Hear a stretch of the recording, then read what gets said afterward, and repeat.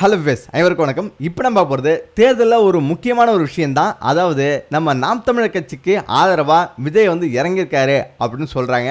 அது எந்த அளவுக்கு உண்மை அப்படின்னு அலசி ஆராய்ச்சியில் ஒரு உண்மை வந்து கிடைச்சிது. அதை பற்றி தான் இந்த வீடியோ பேச போகிறோம். இன்றைக்கி இருக்கிற சூழ்நிலை வந்து இந்த மக்களவைத் தேர்தலில் நம்ம தமிழ்நாட்டில் அரசியல் களத்தில் சூடு பறக்க எல்லாரும் தெரிச்சிட்டு வராங்க. அதாவது பயங்கரமாக வந்து பிரச்சாரம் பண்ணிட்டு வராங்க. இதில் திமுக, அதிமுக, பாஜக, நாம் தமிழ் அப்படின்னு 4 முனை போட்டிகளில் இயங்கிட்டு வருது. யார் வெற்றி பெறுவாங்க, தோல்வி பெறுவாங்க அப்படின்றத விட யார் அதிக விதமான ஓட்டுகளை பெறுவாங்க, யார் வந்து 2வது இடத்துல பிடிப்பாங்க அப்படின்ற ஒரு விஷயம்தான் இன்னைக்கு முக்கியமான ஒரு இடத்துல வந்து இருக்குது.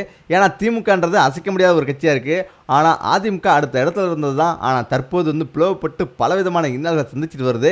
இருந்தாலும் இதுக்கு போட்டியாக இப்போ பாஜக வந்து இறங்கி இதை வந்து அதிமுக அடிக்கலாம் நினைக்குது. ஆனால் அதெல்லாம் தாண்டி நான் அதிமுக வந்து ஒன்றுமே பண்ண முடியாது அப்படின்னு எடப்பாடி வந்து சொல்லிட்டு இருக்காரு. இப்போ நாம் தமிழருக்கு விஜய் தான் வந்து ஆதரவு வந்து அளிச்சிருக்காரு அப்படின்னு பல பேர் சொல்கிறாங்க. என்ன நடந்ததுன்னு பார்ப்போம். நேற்று வந்து கோட்டுன்ற படத்துலேருந்து, விஜய் படத்துலேருந்து ஒரு பாட்டு வந்து வெளியிட்டிருந்தாங்க. அந்த பாட்டில் விஜய் வந்து மைக் வச்சு பாடுற மாதிரி பாட்டு வரிகள் வந்து வருது. இதை விஜய் வந்து பாடிருக்காரு. இதனால என்ன சொல்கிறாங்கன்னா, விஜய் வந்து கண்டிப்பாக நாம் தமிழுக்கு தான் வந்து ஆதரவு தராரு. அவர் வந்து இந்த பாட்டு வெளியிடறதுக்கு முன்னாடி கண்டிப்பாக அவருக்கு தெரியாமலாம் வந்து இருந்திருக்காது. கண்டிப்பாக மைக் சின்னம் தான் சீமானுக்குன்னு அவருக்கு தெரியும். இருந்தாலும் அவர் வந்து ஆதரவு கொடுக்கறதுக்காக தான் அவர் வந்து மைக் சின்னத்தை வந்து வெளியிட்டிருக்காரு. அதில் கண்டிப்பாக விஜயோட ஆதரவு சீமானுக்கு தான் அப்படின்னு அவங்க சொல்கிறாங்க. ஆனால் உண்மையான நிலவரம் என்னன்னு கேட்கும்போது விஜய்க்கும் அப்படி தான் தோணுது. ஏன்னா விஜய் இந்த எலெக்ஷனில் வந்து நிற்கல. இருந்தாலும் இப்போ திமுக, அதிமுகங்கிற மிகப்பெரிய ஒரு சக்தி கொண்ட ஒரு கட்சிகள் வந்து இருந்தது. இப்போ அதிமுக பலவீனமாக வந்துருக்குது. இப்போ நாம் தமிழர் வந்து நிற்கிறதுல இப்போ விஜய்க்கு எந்த ஒரு கஷ்ட நஷ்டம் எதுவும் கிடையாது. இருந்தாலும் இந்த ஓட்டுகளை முடிஞ்சவரை வந்து எடுக்கிறது அவருக்கு ஒரு மிகப்பெரிய ஒரு ப்ளஸ் பாயிண்ட். நாளைக்கு அதாவது ஃபியூச்சரில் வந்து எப்போ வேணாலும் நாம் தமிழர் கட்சி வந்து ஒரு கட்சி இருந்தது அப்படின்னா விஜய்க்கு வந்து போட்டியாக கூட வந்து வரலாம். ஆனாலும் விஜயோட சேர்ந்து கூட வந்து இயங்கலாம் அப்படின்னு ஒரு சூழ்நிலை தான் வந்து வரும். ஏன்னா திடீர்னு வந்து விஜய் வந்து இறங்கும் போது அவருக்கு மிகப்பெரிய பாதிப்பு வந்து நாம் தமிழர் கட்சிக்கு வந்து ஏற்படும். அதிமுக இல்லாமையே கூட போகும். இதனால வந்து திமுகன்ற ஒரு கட்சி இருந்து தான் வந்திருக்கும்.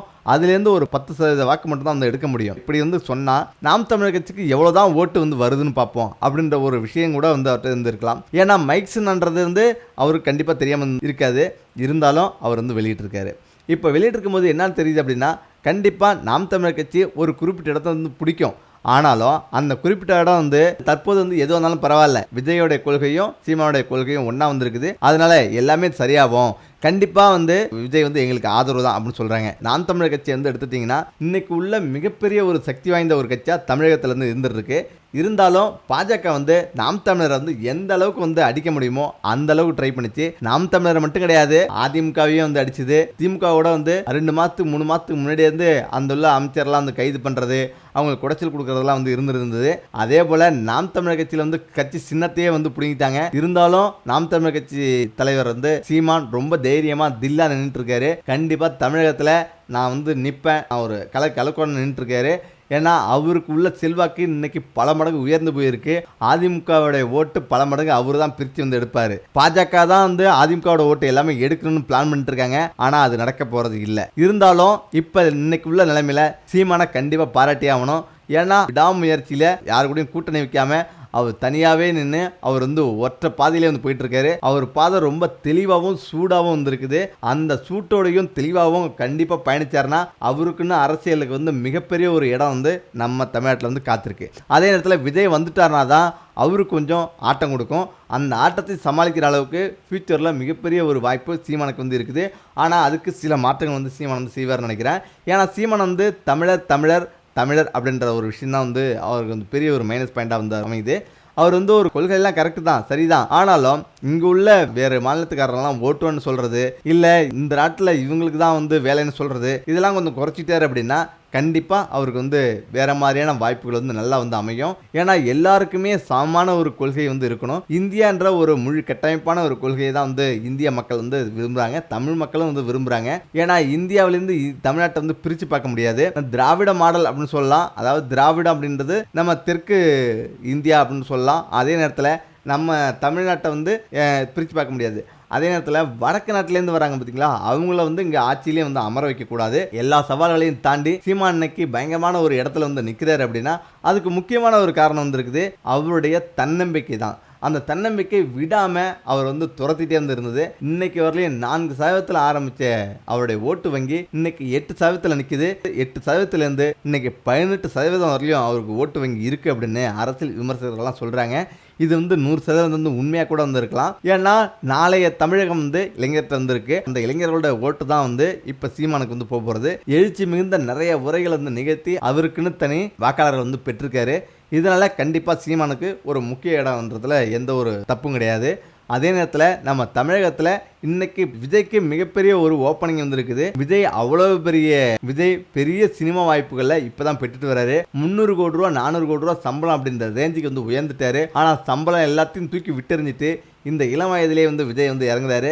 அதனால விஜய்க்கு இன்னைக்கு மிகப்பெரிய வாய்ப்பு வந்து காத்திருக்கு நம்ம தமிழ்நாட்டில். அதனால விஜய் வந்து எதிர்பார்த்து தமிழகமே காத்திருக்குது. நிறைய பேர் வந்து வர முடியாது அப்படின்னு சொன்னாலும் விஜய்க்கு 90% அவர் வந்து முதலமைச்சராக வர வேண்டிய வாய்ப்பு வந்திருக்கு. ஏன்னா இன்னைக்கு நடக்காட்டியும் 10 வருஷம் கழிச்சு அவர் வந்து இப்பவே இறங்கினாருன்னு நடக்கும். அதுதான் மக்கள் வந்து எதிர்பார்க்கறாங்க. அதெல்லாம் வந்து ஃபியூச்சர் பிளான் பண்ணி தான் வந்து விஜய் இப்போ வந்து இறங்குறாரு. இப்போதான் வந்து இந்தியா ஃபுல்லாக எனக்கு வந்து தெரியும், நான் அதனால சம்பாதிக்கிறேன் அப்படின்ட்டு அவர் வந்து சினிமாவிலேயே வந்து இயங்கிட்டு இல்லை. சினிமாவை தாண்டி நான் ஏதாவது மக்களுக்கு செய்யணும், ஏதாவது சாதிக்கணும் அப்படின்னு ஒரு வெறியோடு தான் வந்து விஜய் வந்து இறங்குறாரு. அதனால இவருடைய சாதனையும் இவருடைய வெறியும் வந்து வேறு மாதிரியா வந்து இருக்குது. திராவிட மாடலோட ஒன்றியணையாம அவருக்குன்னு ஒரு தனி பாணியை வந்து கையில் எடுத்து அவர் வந்து பயணிக்கிறாரா இல்லையா அப்படின்றது தான் திரும்ப வந்து பார்க்கணும். ஏன்னா ஏற்கனவே வந்து எம்ஜிஆர் பாணியில எத்தனையோ பேர் வந்திருப்பாங்க. ஆனா எம்ஜிஆர் வந்து நினைச்சு நின்னாரு. அதே நேரத்தில் விஜயகாந்த் கூட வந்து இறங்கினாரு. ஆனால் விஜயகாந்த் இறங்கின சூட்டில் வந்து நல்லாவே இயங்கிட்டு இருந்தாரு. அவருடைய ஒரு சில மைனஸ் வந்து அவர் வந்து கீழே வந்து இறக்கி தள்ளிட்டாங்க மக்கள். அதனால ஒரு தலைவன் வந்து எப்படி வந்து ஒழுக்கமாக இருக்கிறானோ, எப்படி கரெக்டாக இருக்கிறானோ அதன்படி தான் வந்து மக்கள் நடந்துப்பாங்க. தேமுதிக சுத்தமாக அடியோடு மாறதுக்கு முக்கிய காரணம் அவர் விஜயகாந்தோடைய கோபமும் அவருடைய பழக்க வழக்கங்களும். அவர் சரக்கெல்லாம் வந்து அடிச்சுட்டு தாறுமாற பேசுறது, அவருக்கு உண்டான ஒரு சில விஷயம்லாம் செய்யாமல் விட்டது. அதாவது மருத்துவ ரீதியாக பார்த்தீங்கன்னா அவருக்கு தைராய்டு போன்ற ஒரு குறைகள்லாம் இருக்கும்போது அவர் மருந்து எடுத்துக்காம சரக்கு அந்த மாதிரி வந்து போனதால அவருக்கு வந்து வேற மாதிரியான வினைகள் வந்து ஏற்பட்டு தேர்தலில் பயங்கரமாக வந்து தோல்வி வந்து தழுவினாரு. இப்போ இதெல்லாம் தாண்டி அதாவது சரியான தலைவர்களை தேர்ந்தெடுக்கிறதுல தமிழ்நாட்டு மக்கள் எவ்வளோ புத்திசாலிதான் சொல்லணும். அதில் நம்ம விஜய் நம்பர் 1ஆவே நின்றுட்டு இருக்காரு. ஏன்னா விஜய் வந்து தெளிவான ஒரு சிந்தனையோட வந்து இருக்காரு. இதுக்கு முன்னாடி எந்த ஒரு பிரச்சனையும் அவருக்கு வந்து வந்ததும் கிடையாது. இதுக்கு பிறகு எந்த ஒரு பிரச்சனை வந்தாலும் அவர் தாக்கு பிடிக்கிற அளவுக்கு தான் வந்து இருந்துருக்காரு. தெளிவாக இருக்கிற யார் ஒருத்தரும் அவங்க வந்து தெளிவாக வந்து இறங்கலாம். இதுவே வந்து எம்ஜிஆருக்கு இருக்கிற அதே செல்வாக்கோடு இன்னைக்கு விஜய் வந்து இருக்காரு. அதனால விஜய்க்கு அந்த ஒரு வாய்ப்பு வந்து நிறையவே வந்துருக்குது. ஆனால் அந்த ஓட்டு இப்போ சீமானுக்கு போகுமா அப்படின்ற ஒரு சந்தேகம் தான் வந்து எல்லாத்துக்குமே வந்துருக்குது. இருந்தாலும் வெயிட் பண்ணி தான் பார்க்கணும். இருந்தாலும் இருக்கலாம், பொறுத்து தான் பார்க்கணும். ஓகே, இதே போல் மீண்டும் ஒரு சூப்பரான ஒரு வீடியோவில் சந்திப்போம். நன்றி, வணக்கம்.